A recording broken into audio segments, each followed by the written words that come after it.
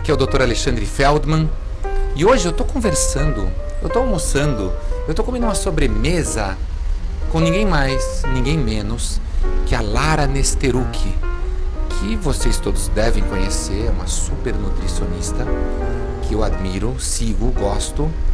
E olha o que ela tá comendo aqui, e olha o que nós estamos bebendo. Nós vamos falar sobre isso, né, Lara? Vem cá, o estilo de vida saudável não é pra gente ser santo, monge, não come nada, não pode comer uma bala, não pode comer um doce. Lara, esclarece esse negócio, porque ninguém tá entendendo. Tá. Bom, em primeiro lugar é fantástico estar aqui numa companhia tão boa, uma coisa tão legal, um momento tão importante. Eu costumo dizer uma coisa que eu acho que é muito válida para esse assunto, sabe, Alexandre? Você tem um amigo que ele joga bola, semana passada ele jogou bola. E aí, agora em novembro vai ter festa da empresa, ele vai jogar bola de novo. E esse amigo não é considerado um cara que joga futebol. Ele jogou uma bolinha aqui, jogou uma bolinha ali. Com esse tipo de exceção que justifica a regra que a gente está fazendo, é a mesma coisa. O fato da gente vir aqui, viver um momento que é tão importante, tão gostoso, de tomar uma sobremesa, de tomar um champanhe, desde que isso seja uma coisa esporádica e que não machuque dentro da gente, do tipo ficar se culpando depois, fazendo compensações, desde que isso seja tranquilo e prazeroso, eu acho extremamente válido e fica sendo realmente uma exceção e não parte do que a gente realmente faz todos os dias. Eu concordo plenamente, a gente tem que entender a diferença entre o que é uma regra e o que é uma exceção.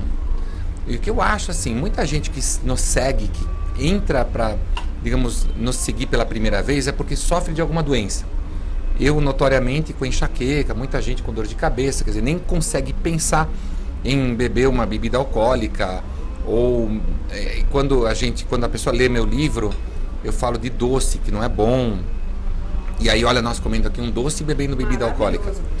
Mas a diferença é a seguinte, nós temos que entender que a gestão da doença é diferente da gestão da saúde. Sim. Então a Lara atende gente no consultório que ela chega e fala assim, você vai parar de comer doce 3 meses, você não vai pôr um doce na boca. Mas por que ela está fazendo isso? Porque depois dos 3 meses ela quer te deixar competente para, com a tua doença, poder de vez em quando comer um doce. E sabe o que mais? Quando você comer um doce, come um doce bom, aprende a comer um doce de verdade. Porque uma das coisas que acontece com a gente é que a gente desacostuma, você não acha, Lara, o nosso paladar. Qualquer coisa tá bom. Vai no industrializado, e o industrializado tem a característica de ser gostoso, porque senão... Quer dizer, eu até digo que hoje em dia o industrializado de um lado é uma benção, porque tem muita coisa gostosa que é industrializada.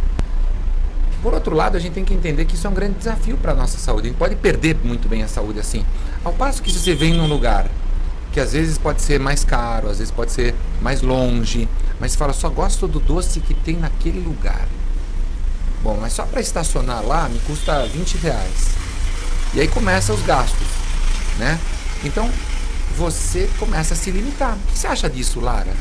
Eu acho que é justamente o que faz da exceção uma exceção. Porque se a exceção fosse simples de alcançar, de ter acesso, ela não seria uma exceção.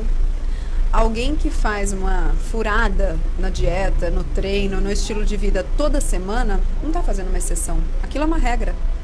Algo que acontece toda semana é uma regra.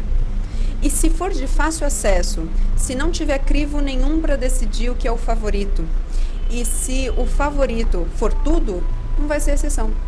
Então, quando alguém me diz, por exemplo, assim, olha, eu gosto de doce, eu digo, pouca informação, não consigo lidar com essa pouca informação. Doce é muita coisa, marmelada é doce, isso aqui é doce, tem muita coisa que é doce. O que é isso aqui que nós estamos comendo? Esse chama contraste de chocolate. Fantástico. Paty me disse que é um brownie de puro cacau. Tem aqui um mel silvestre que a gente já comeu. Tem uma flor de sal. E esse sorvete da castanha que eu não lembro o nome. Castanha de cumaru. Cumaru. Esse tipo de sobremesa aqui, tão especial, com tantos aspectos que eu vou achar só aqui, que vale a pena. Gestão da saúde não é você se sacrificar. É você ter um pouco de prazer também. Mas você tem que entender o que é exceção e o que é regra. E aí quando você está doente, por exemplo, a gente muitas vezes fala assim, olha, você não pode comer pão, massa, doce, enfim. Muita gente pergunta para nós, bom, eu não posso comer pão. O problema é o glúten, não é mesmo? E se eu comer pão sem glúten? E se eu comer pão sem trigo? E se eu comer pão... Entendeu? Como é a tua posição sobre isso? Eu gosto de pensar que qualquer coisa que você pensa que você não pode viver sem, você deve viver sem.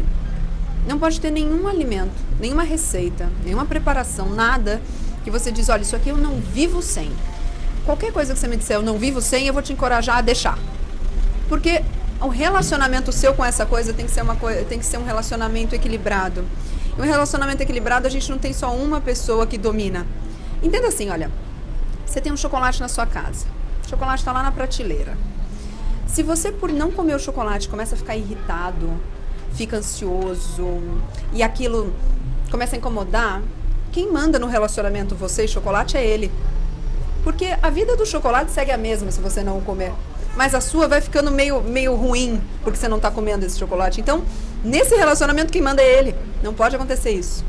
A gente tem que ser capaz de viver perto das, entre 30 aspas, tentações, elas não mandarem no relacionamento e a gente ter o posicionamento de dizer, olha, quando eu quiser, eu tenho a liberdade de comer, mas eu sei quando e sei como.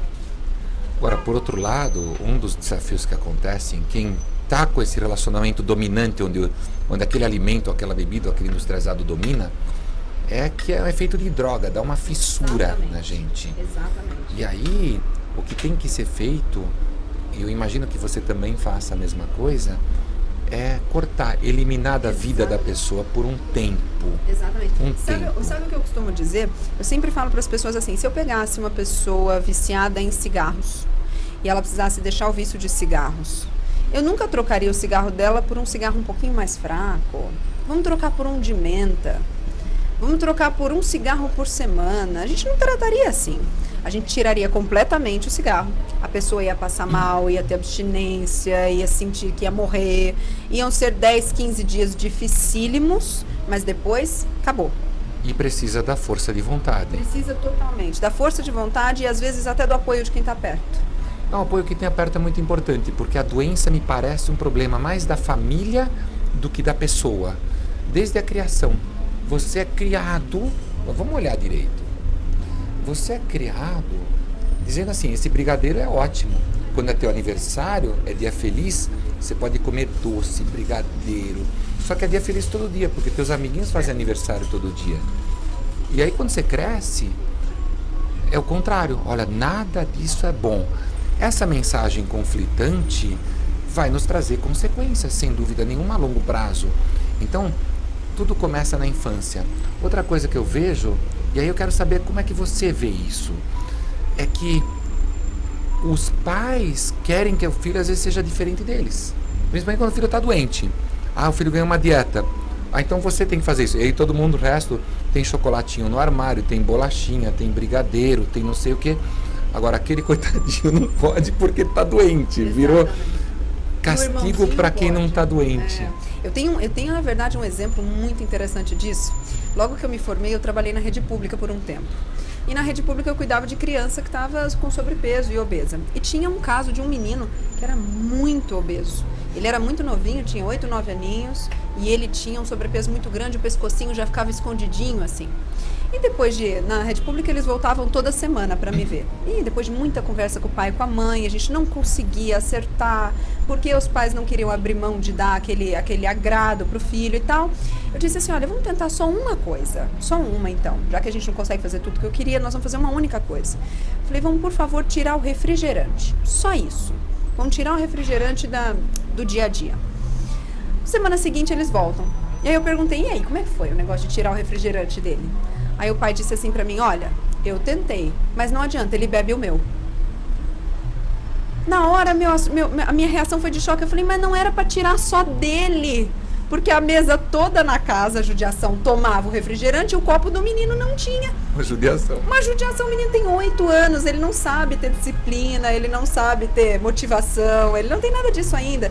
Então, quando é principalmente com criança ou com uma pessoa que tem um problema sério de relacionamento com a comida, enquanto a pessoa não trata esse relacionamento com a comida ou enquanto a criança não cresce, é preciso sim uma ajuda de quem está em volta.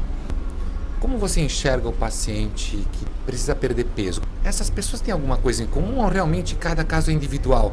Ou todas elas têm um problema específico com a comida que você acha que poderia ajudar quem está nos assistindo a prestar atenção nisso? Eu acho que a única coisa que é incomum entre todo paciente que precisa perder peso é a motivação, a falta dela. Entenda assim, tem gente que chega no consultório e diz, olha, eu preciso perder peso. Aí eu digo assim, por que você quer perder peso? E a pessoa diz, não, porque eu preciso. Mas sim, mas você precisa pra quê? Ela diz, não sei, acho que pra ser saudável, né? Mas pelo tom da resposta você diz, não, você não entendeu ainda pra que você quer, eu preciso saber por que você quer. Porque assim, a gente precisa saber o pra que a gente tá fazendo uma coisa pra essa coisa valer a pena. Quando a pessoa pensa, olha, eu tenho que perder peso, porque assim que eu perder peso, eu vou poder fazer o esporte que eu tanto amo. Ou a mulher diz, não, assim que eu perder peso, eu vou poder fazer aquele casamento com o vestido dos meus sonhos que ainda não me cabe. E quando a pessoa vai fazer por causa do casamento, ela consegue. Sim, normalmente. Geralmente é. A motivação é aquela. A motivação é essa. E tem um jeito de arrumar a motivação ou isso é uma coisa individual? Quer dizer, quando a pessoa chega no consultório e fala, eu queria perder peso. Bom, afinal, ela veio na consulta, está pagando a consulta, ela efetivamente quer perder peso. Você detecta que falta alguma coisa. E você tem existe um jeito de pegar e focalizar essa motivação da pessoa? Na verdade, isso é uma faca de 2 gumes, porque se eu montar a motivação para ela, essa motivação não é genuína e ela vai acabar uma hora. Então, antes de você procurar um profissional de saúde, você deve realmente entender o que te atrai para perder peso. Qual é o teu fio da meada? Porque senão você não vai querer mudar hábitos e estilo de vida. Aliás, não é só a alimentação que a gente tem que mudar quando a gente quer ganhar ou perder peso. É o sono, é a atividade física. Quantas pessoas reclamam para mim que comem bem, mas não emagrecem quanto gostariam? Quanta ginástica as pessoas fazem? O que você tem a dizer sobre isso? Que existe uma etapa, eu acredito que existe uma etapa de pontos a serem notados antes que o resultado se conclua. E essa etapa é, primeiro de tudo, descobrir o porquê você quer, qual é a motivação, e depois descobrir exatamente qual é o caminho a percorrer nessa motivação. São os degraus que a gente vai ter que subir para chegar onde a gente quer. Então, o primeiro degrau é acertar a alimentação. Ok, mas eu preciso ver o que é acertar a alimentação. Porque dizer generalizado, não, eu já como bem, é muito generalizado. Então, a gente precisa definir exatamente o que é acertar a alimentação. Segundo degrau, vai ter que acertar o treino.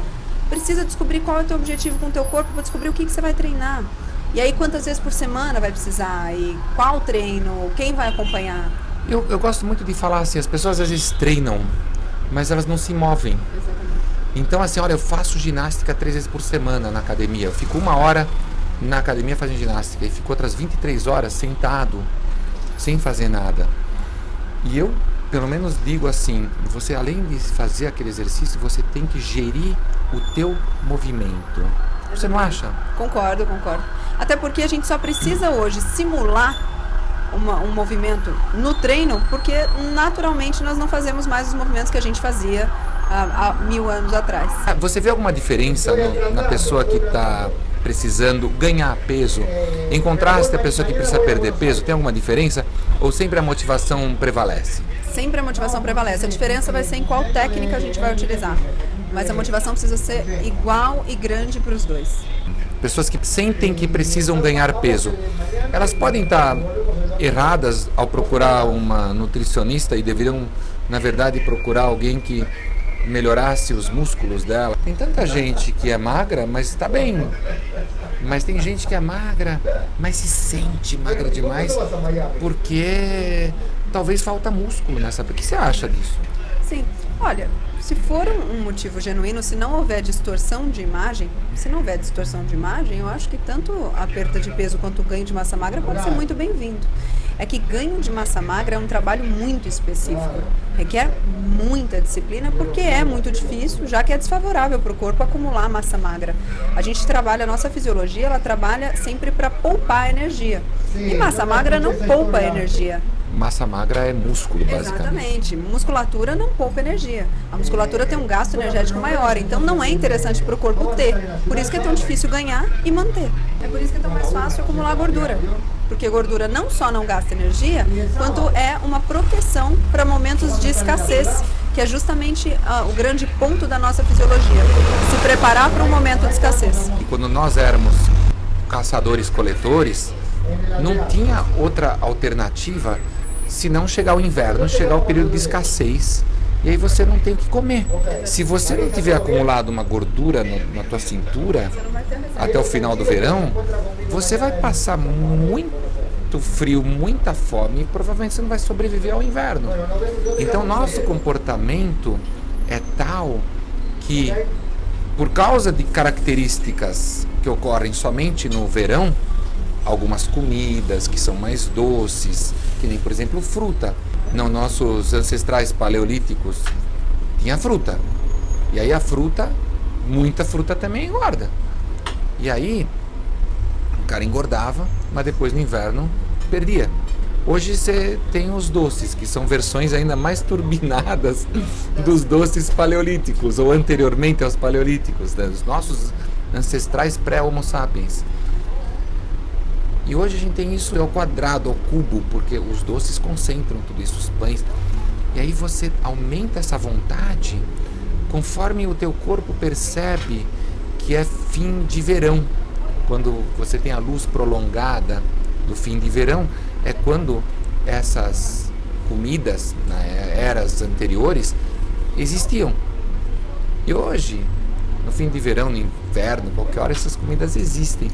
E o nosso comportamento, por causa dessas comidas, também muda.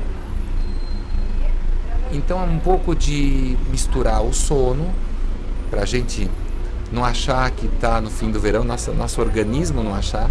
A gente tem que começar a dormir mais cedo, você não acha, Lara? Eu penso que a gente vive num longo verão, e nesse longo verão o corpo se prepara para o inverno que nunca vem.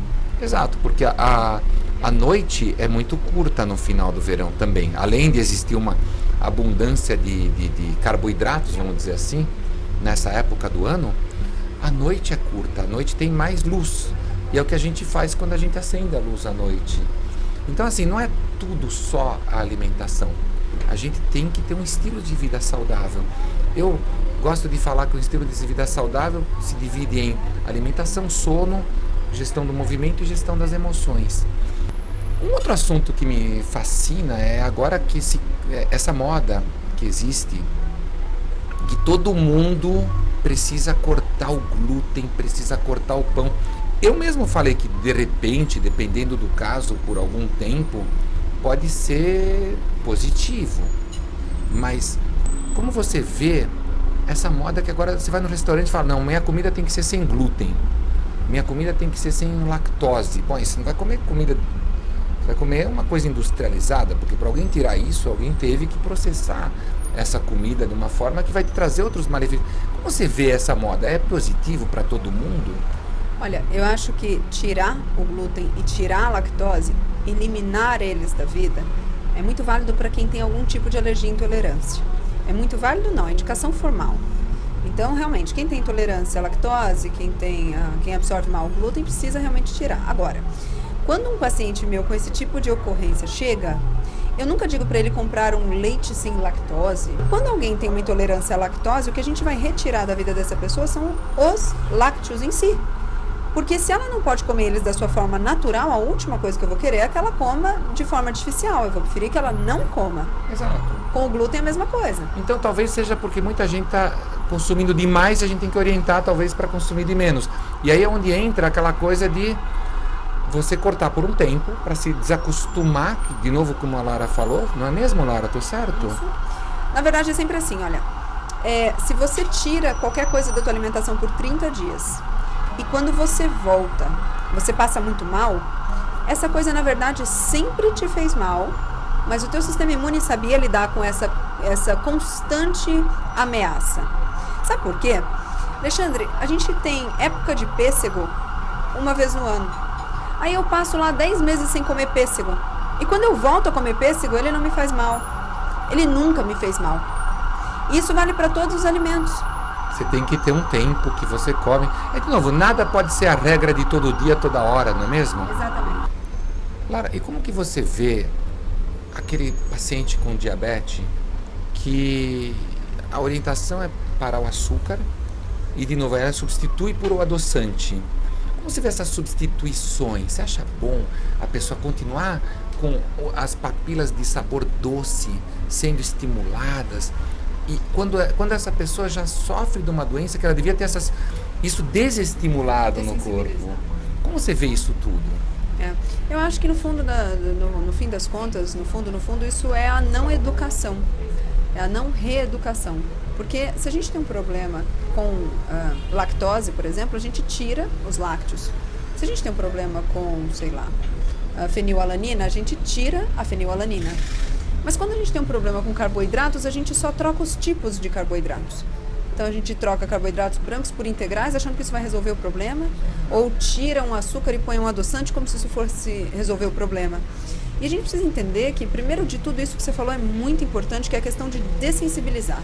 Se você era muito íntimo do sabor doce e isso te causou problema, que a gente se livre desse sabor doce. Mas principalmente o diabético, se ele tem um problema com o metabolismo de carboidratos, não vai adiantar tanto trocar o tipo do carboidrato, porque eu gosto de brincar que o pâncreas é um cara muito cético. O pâncreas ele não está muito aí com os seus meios, ele liga para os seus fins. Daqui para baixo, glicose é glicose. A velocidade da absorção pode mudar, o como ela vai ser absorvida pode mudar, mas uma molécula de glicose é uma molécula de glicose. E seja de onde quer que ela venha, ela vai despertar a insulina e ela vai acarretar o problema todo que, no fim das contas, desabilita o diabético de lidar bem com carboidrato. Então, o grande negócio do diabético e de todas as outras patologias desse tipo, todas as outras, doenças desse tipo, é justamente tirar o foco do problema e não mascará-lo. Uma outra dúvida que eu tenho, nunca entendi essa tendência de tirar a gordura de quem tem diabetes. Não é isso que acontece? Eu honestamente, com o que eu sei de fisiologia, se uma pessoa tem um problema com o metabolismo do açúcar, ela tem que tirar o açúcar e não a gordura. E o que está acontecendo com o diabético? Muitas vezes recebe uma orientação até oficial de tirar a gordura. Não é isso? Eu estou confundindo. Não, é isso. Tanto é que na diretriz de diabetes brasileira tem a restrição de gordura. Mas por quê? O pensamento é assim, o raciocínio é assim: do que morre um diabético? Ou ele morre dos rins, ou ele morre de infarto, ou ele morre por falha dos órgãos, falha generalizada. Então a gente tenta evitar do que ele morre. Bom, aí é o seguinte, aí tem aquelas questões de vestibular, que uma das alternativas é o seguinte: a razão não justifica a asserção. Exatamente. Então você está fazendo um negócio completamente diferente e com a ciência que está aparecendo, poderíamos dizer até que talvez seja totalmente errado, enganoso e que pode facilitar a morte pelo problema do coração se uma pessoa parar de comer tanta gordura. Eu queria mostrar para vocês, isso é muito legal. Há um tempo atrás eu estava conversando, ele também é um grande amigo seu, com o Dr. Souto, sobre as diretrizes de diabetes. E ele escreveu aqui um insight sobre isso que vale muito a pena todo mundo ler. Mas era assim, eu estava dando uma olhada nas diretrizes de diabetes e lá dizia que a quantidade de carboidratos para quem tem diabetes deve ser a mesma de para quem não tem. Está escrito isso. Eu acho que fisiologicamente não dá para entender não isso. Eu dá, tenho que voltar a ter aula de fisiologia. Pois é. E aí o mais interessante é assim, olha, eu vou ler isso para vocês porque isso é interessantíssimo. Então eu colei aqui na nossa conversa, minha e do Dr. Souto, um trechinho da diretriz que diz assim: carboidratos. A ingestão dietética de carboidratos para pessoas com diabetes segue recomendações semelhantes à das pessoas da população geral, respeitando uma concentração de 45% a 60% do requerimento energético. E aí eu mandei isso para o Dr. Souto e escrevi assim embaixo, né? Para pessoas com diabetes, recomendações semelhantes às que não têm diabetes. É como se escrevessem: você leu até aqui à toa, para quem tem diabetes nada muda. E aí o Dr. Souto escreveu essa brilhante assimilação. Ele escreveu assim, olha, entre aspas, a ingestão de camarão para pessoas com alergia a camarão deve ser a mesma da população geral. E aí eu dei risada e ele disse assim, ó, ora, todos merecem comer camarão. Para os alérgicos, basta medicá-los com bastante corticoides, de modo que eles possam comer camarão como todo mundo e levar uma vida normal. Aí, eles usam prednisona todos os dias e depois passam para a hidrocortisona injetável, até desenvolverem complicações da síndrome de Cushing. E então, disse, terríveis essas complicações da alergia a camarão, não? E o pior é que é uma doença crônica, progressiva e incurável. Se você pensar... A analogia é fantástica. O pensamento do sistema de saúde pode deixar, às vezes, a pessoa mais doente nesse caso. Exatamente. Como você faria como paciente? Você vai cegamente ou você faz uma lição de casa antes? O que você faz? E nesse sentido, não como nutricionista, mas como a pessoa que tanta gente conhece e segue, o que você recomenda para as pessoas quando elas estão doentes? Né? Enfim... como ajam, né? Eu falei, inclusive, desse assunto há pouco tempo atrás, mas é assim, olha, o médico estudou para isso, o médico dedicou ali 6 anos de faculdade, mais alguns anos de residência, mais as especializações, ele fez muitas horas de clínica, de patologia, de bioquímica, enfim. Mas, no fim do dia, quem vai para casa com o meu corpo sou eu. Então, por mais que eu vá até um médico, eu, Lara, tenho extremo interesse em saber o que eu posso fazer por mim. Então, eu, na minha concepção, nunca iria em um único médico, ouviria aquilo, pegaria aquilo para mim, confiaria minha vida inteirinha na mão dele sem nem questionar nada e iria para casa. Porque se alguma coisa der errado, porque esse médico é humano e ele não sabe absolutamente tudo, a responsabilidade pode até não ser dele ou ser dele, mas quem vai sofrer as consequências sou eu. Então, eu tenho muito interesse em sempre entender o porquê que o médico faz o que ele está fazendo. Então, quando eu vou ao médico, ele me diz assim, olha, você tem que tomar esse remédio aqui. Eu sempre olho a receita, olho para ele e digo, por quê? Muita gente acha que o médico vai ficar nervoso e Exatamente. afirma que fica nervoso, fica defensivo. E aí? E aí eu procuro outro. O médico que não está disposto a conversar comigo não é um médico que me interessa. Nunca a gente deve esquecer os lugares. Eu nunca vou confrontar um médico, eu nunca vou dizer o que ele tem que me passar, eu nunca vou dizer a ele quais exames ele tem que me pedir, porque afinal quem estudou foi ele. Mas se eu não tenho empatia com ele, se eu duvido por um segundo que seja do interesse dele no meu caso, eu ouço o que ele tem para me dizer, vou para minha casa, esqueço isso e procuro um outro profissional. Se tivesse um conselho que você pudesse dar para todas as pessoas, com tudo que você aprendeu de nutrição, e você pudesse falar, olha, se todo mundo fizer isso, o mundo vai ser melhor, você vai se sentir melhor, o que você falaria? O conselho é questione. Questione. Questione todas as informações. Você não precisa questionar pessoas, mas você deve questionar informações. Quando alguém te diz uma coisa, você não pode pegar isso que foi dito, nem o que eu disse aqui, nem o que Alexandre disse aqui. Tudo que nós dissemos aqui, você precisa questionar. Procurar por você, pesquisar, não esperar de ninguém que as respostas venham todas bem calculadinhas e que elas estejam certas e que alguém assuma a responsabilidade caso elas não estejam. Quem vai para casa com o teu corpo e tua saúde é você. Questione absolutamente todas as informações que você ouvir. Pesquise, não tenha preguiça de ler. O seu corpo é onde você mora 24 horas por dia e vai morar por muitos anos antes de finalmente deixar de morar nele. Então questione todas as informações e busque sempre a verdade do que é melhor para você. Eu vou agradecer a Lara, espero que tenha sido ótimo. Até mais, Lara. Isso foi um prazer, adorei.